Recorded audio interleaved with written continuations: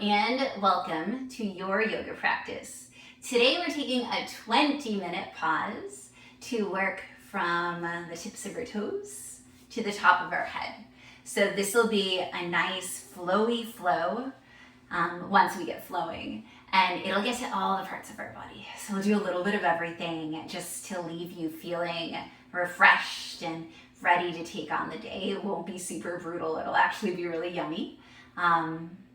So let's get started with our toes. So come onto hands and knees. Draw your knees together. Tuck your toes under. And then send your sit bones towards your heels and start sitting on your feet. You can see that your toes are going to be curled under. Reach towards that little pinky toe and tuck it under as well. And you may or may not feel anything here if you wear a lot of high heels, if you have some stiffness in the soles of your feet. You might feel a whole lot. So we will be here just for a few more breaths. If you want to have blocks by your hands to take some pressure off, if you want to come in and out of this, you definitely can. You can also bring your hands to your heart and allow gravity to do its thing as it stretches out your feet. It's just so wonderful for your lower body, for the soles of your feet.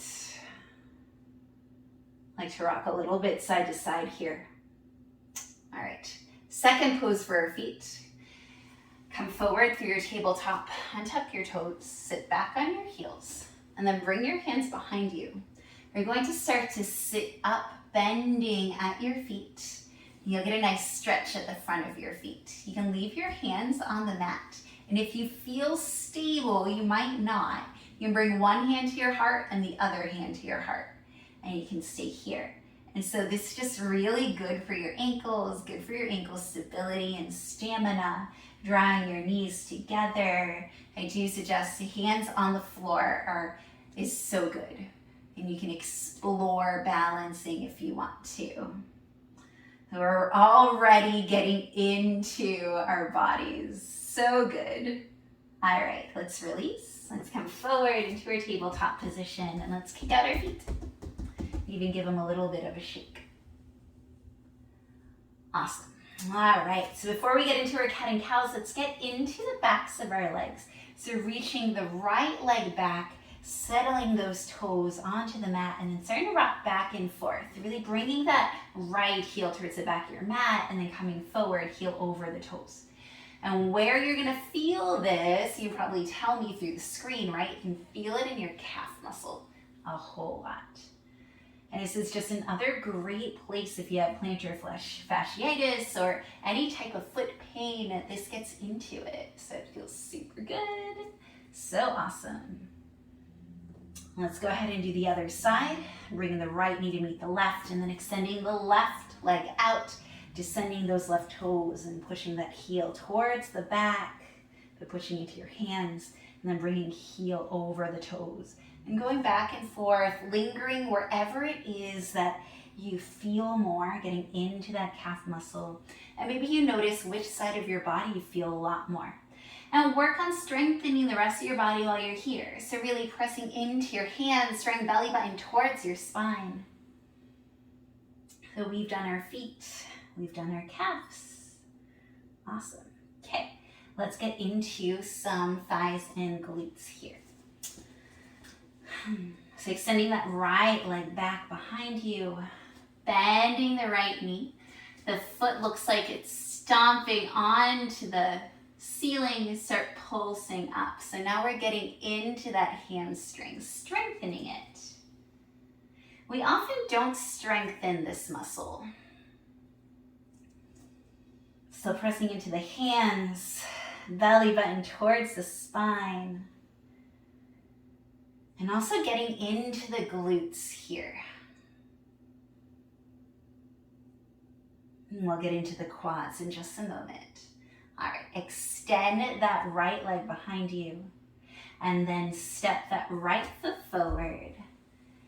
Coming forward into your lunge. And then you can take your left hand a little outside the mat. Start reaching that right hand behind you. You can already feel something in the left quad and the left hip flexor.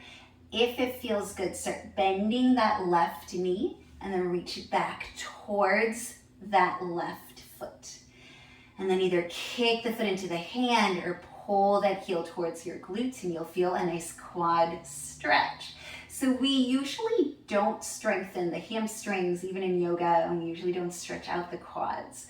So these two moves are strengthening our hamstrings by doing the pulses, and then we're also stretching our quads. So getting a little bit extra bonus here. And then not like a slingshot, nice and with control, release that back foot.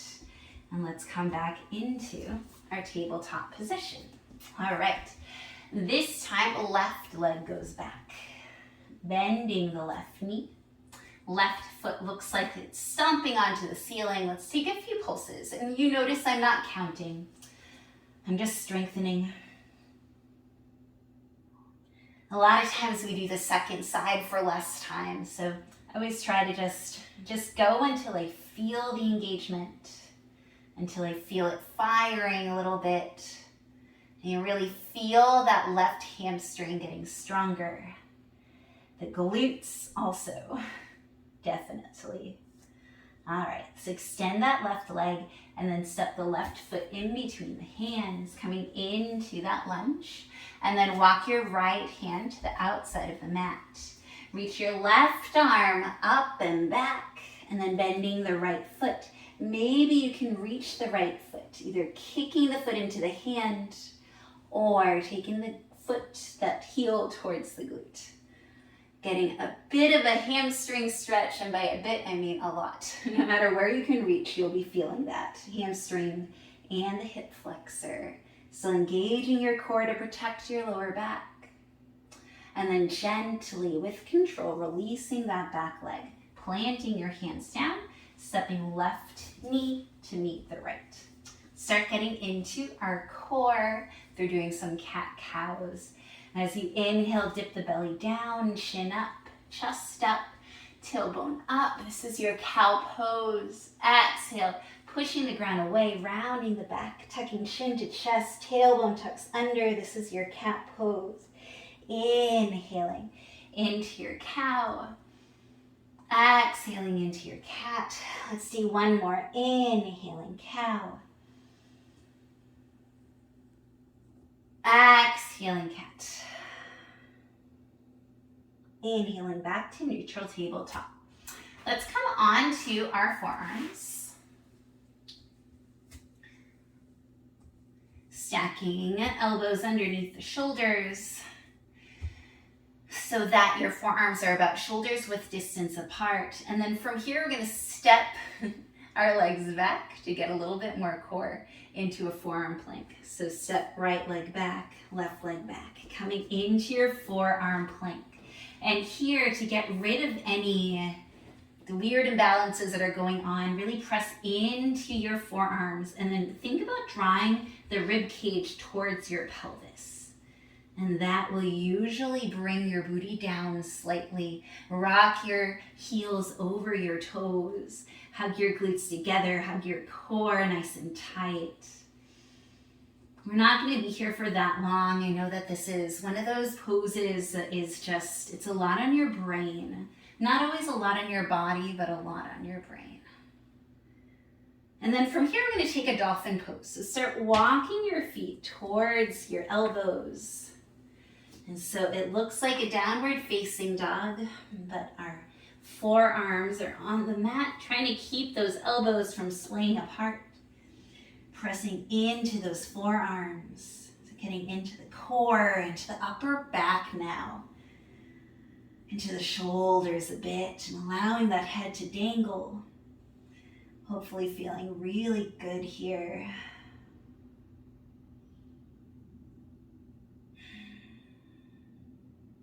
And start walking the feet back, coming through your forearm plank. Descend your knees down. Descend your thighs, your hips. Coming into your Sphinx pose, adjusting wherever you need to. Elbows are stacked underneath your shoulders. forearms or shoulders width distance apart, like they are on railroad tracks, really pressing the tops of your feet down on the mat. Popping up those kneecaps, engaging your legs, engaging your glutes.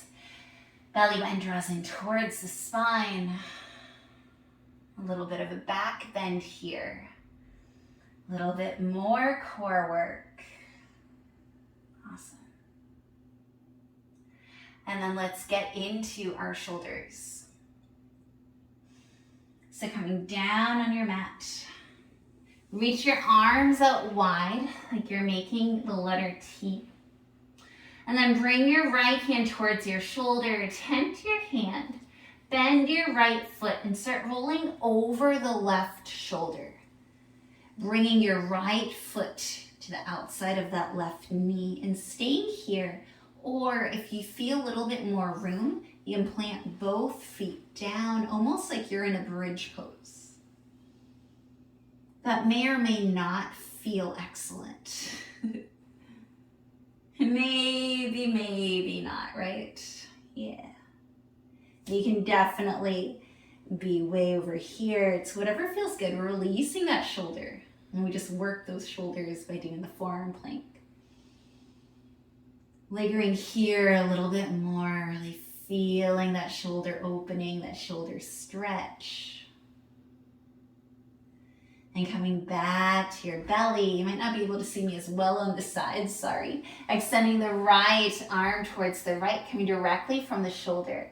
Tenting those left fingertips.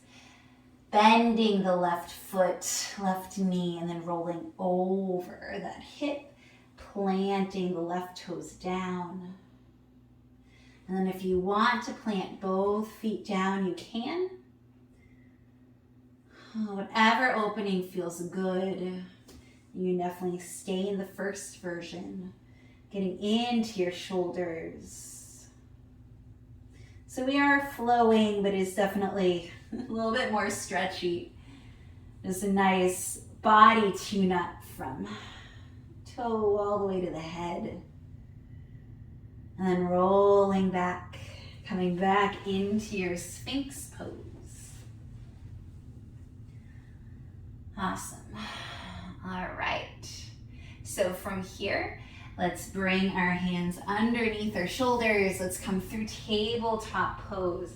Tuck the toes under, send hips up and back, the full body pose into our downward facing dog. And this is completely full body here because we're pressing into our hands. Our arms are engaged. Our arms are actually externally rotating so that the eyes of your elbows are pointing forward.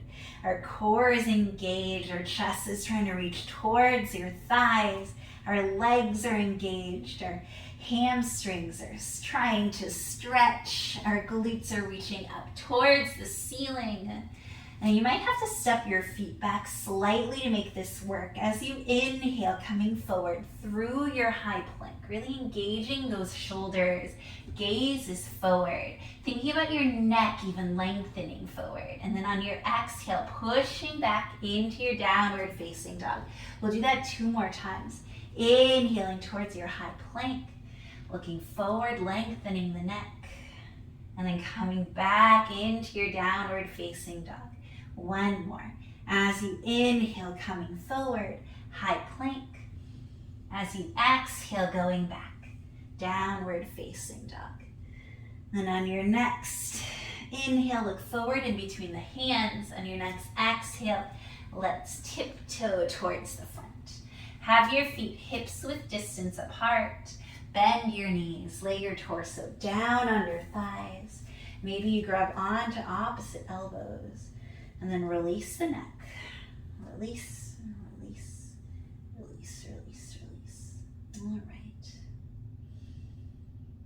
And from here, plant the hands down, start bending the knees, and then just bring your glutes down to the mat. Maybe you sit on your heels. Actually, let's go ahead and sit on our heels. This will be a good place to be. And we'll do some neck stretches because we haven't done neck yet. We've done shoulder, we haven't done neck. All right, and we'll keep it kind of simple here. So walk those right fingertips, I am mirroring you this time. Walk the right fingertips out towards the right. And then bring your left ear towards your left shoulder. You can even take the left hand and bring it to your right ear. But don't tug, simply add that extra weight. Keep walking those right fingertips away. And you can see what happens when you lift your chin up and when you draw your chin towards your chest. It'll start pulling at different parts of your neck, at different parts of your traps. My voice sounds like this because I definitely feel a lot here. A lot, so much. I tend to hold a lot of tension, and the thing about our traps, especially our upper trapezius muscle, is that if you have any type of instability in your shoulders, which I do, the traps take over. So that means my traps are often really tight, and I don't always take the time to stretch out my neck. This feels so good. Releasing, coming back to center. Oh, seeing the difference in those sides. I feel like this shoulder is a lot lower. All right, this time walking the left fingertips over towards the left. Descend the right ear towards the right shoulder. And then right hand goes to the left ear, adding some weight. And you'll notice that one side is always a little tighter, a little more sensational. But see if anything shifts when you draw the chin up, when you draw the chin down. Just don't feel as much on this side. It's completely fine. I'm breathing here a little longer. Feeling this delicious release. Even walking those fingertips a little further away. Being gentle. That right hand is there on top of your head, not to crank it, but just to add a little bit more traction, a little bit more weight. Release the head, come back to center. Yeah, now it feels more even. All right, so we're gonna do a variation of what's called rabbit pose that'll get us to the top of our head. We're not doing a headstand today. Awesome.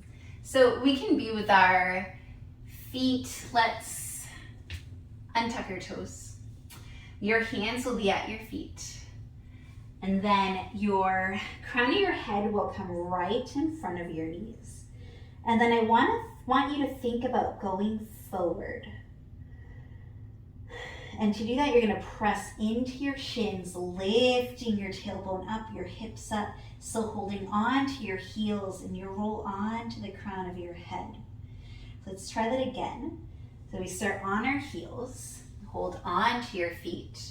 Bring the crown of your head in front of your knees, so that way you can look at your knees with your eyeballs, and then think about pressing into your calves, so that as you do that, your lower body will rise up, and you'll feel a nice opening in the backs of your shoulders, top of your back, and you'll feel some really nice pressure on the crown of your head.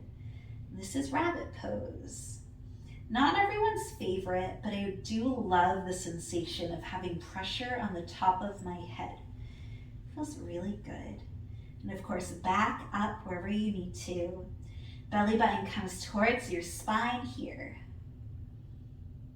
You actually feel a lot in your thighs. Or at least I do. And coming back, sit bones towards your heels. Coming up to a seat, nice and gently. Ooh, that felt nice. All right, and then come to a seat.